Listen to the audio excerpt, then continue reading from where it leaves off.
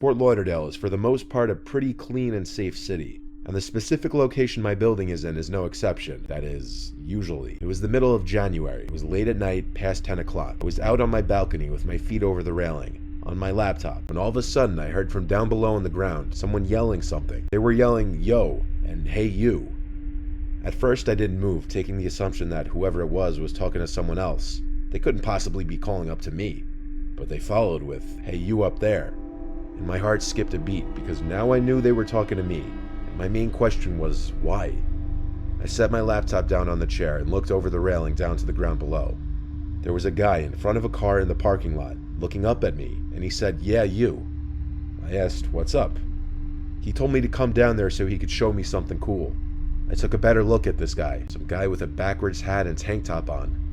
I assumed he was just some punky kid messing with me, so I ignored him and sat back down.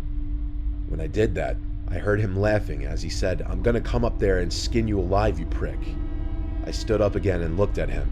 He had this unsettling and sinister smile on his face. I realized he looked older than I initially thought. He wasn't some kid.